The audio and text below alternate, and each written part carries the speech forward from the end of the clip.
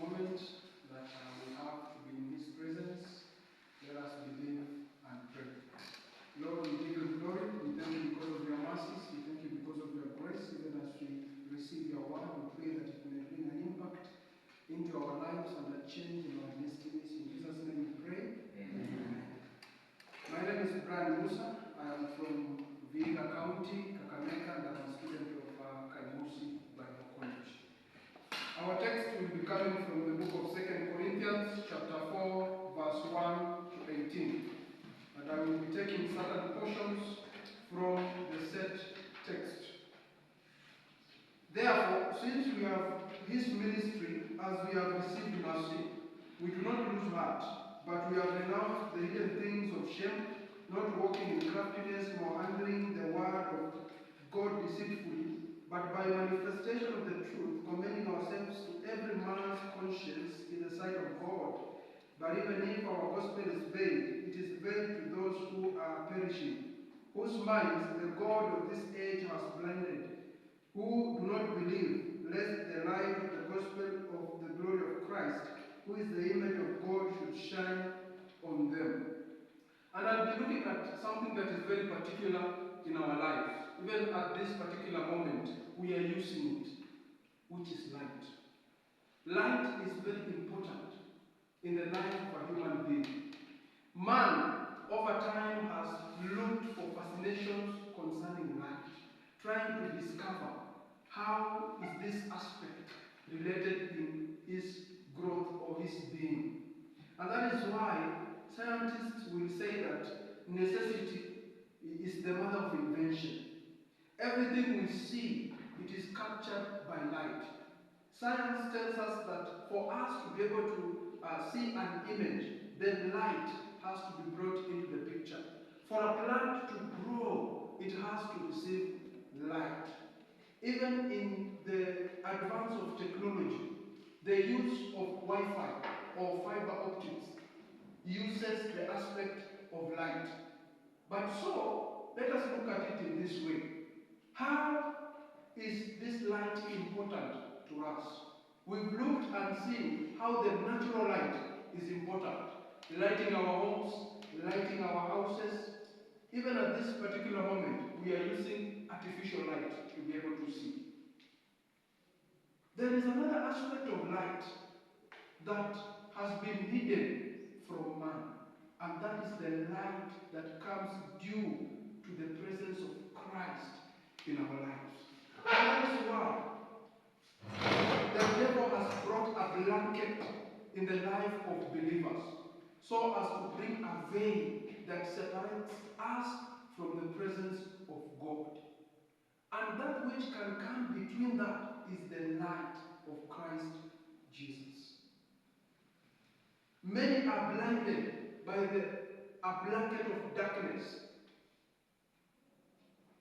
Many will say we are used to having the absence of light, which is darkness. But this darkness that I'm talking about is one that is brought about by the inability of us to commune with God. When man sinned, in the book of Genesis, chapter 1, chapter 2, and chapter 3, speaks about the creation, man is being made, and then man falls from the presence of God. So there is a separation. So darkness appears on the face of the earth.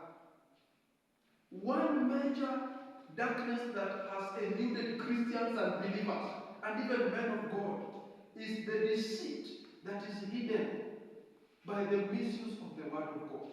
And that is why in verse 4, in chapter 4, verse 2, it says, "But we have renounced the hidden things of shame, not walking in the craftiness, nor handling the word of God deceitfully."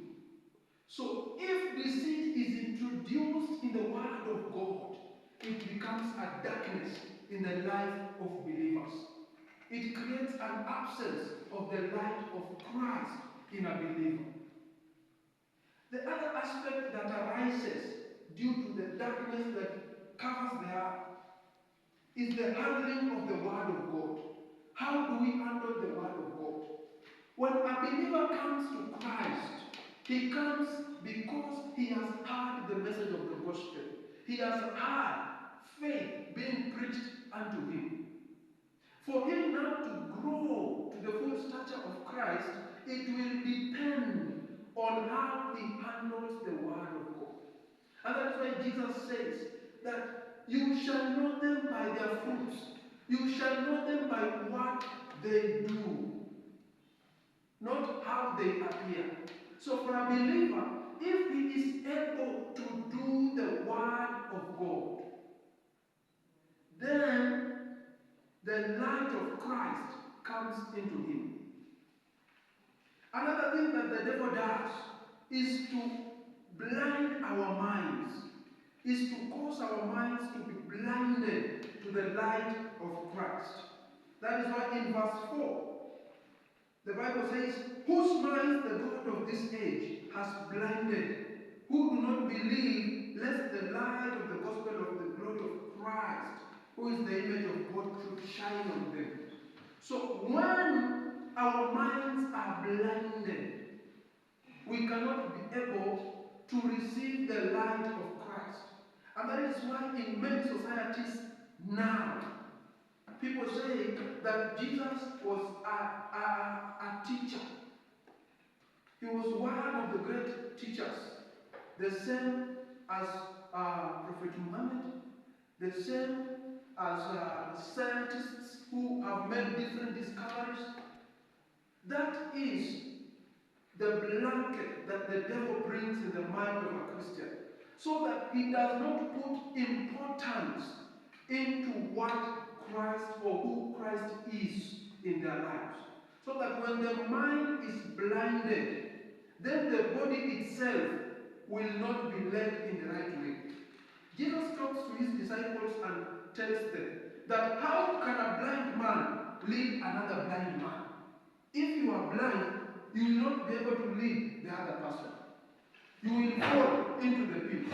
And that is why it is required of us not to have our mind blinded by, number one, the things of this world or the things of this age, because it is a device that the enemy uses to be able to blind us.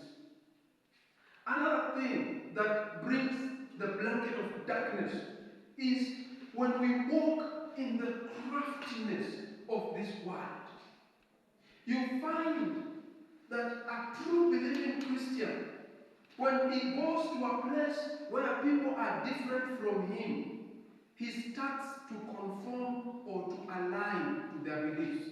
He conforms and aligns to their desires. And in a way, the nature of the world starts to rub onto him. The nature of the world becomes part of him. So he reaches a point where he is in line with the craftiness of this world. That is why we will find men of God saying what God has not said. And that is why God speaks to Jeremiah and he tells him that false prophets have arisen, saying what I have not said, speaking what I have not spoken, because of the craftiness of this world. A clear example is from Apostle Paul when he speaks about Demas.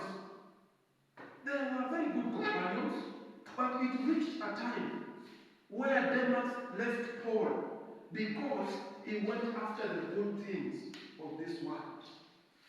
We can speak of other people that have arisen to oppose the light of Christ. We can speak of Alexander, a man that was a coppersmith and used to worship idols. When Paul came with the gospel of Christ, we are told in the Word of God that he opposed Paul vehemently because Paul brought the light of Christ Jesus.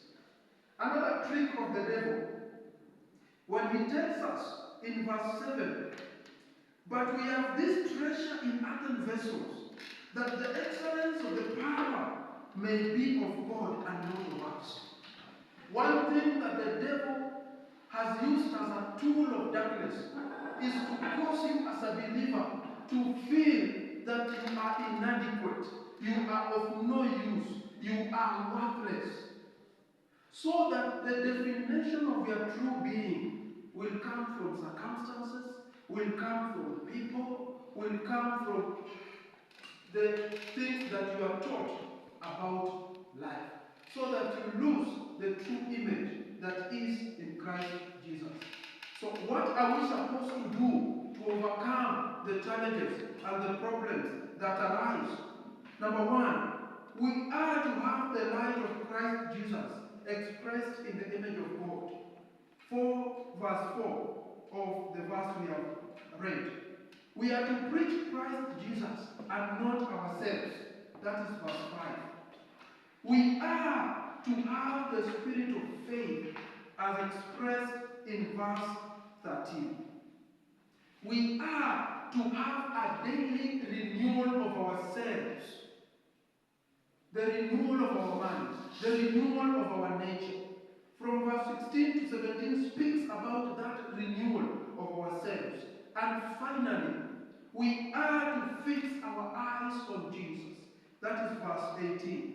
That our eyes and our sight should not look on the things of the world, but should look upon Jesus. And in that way,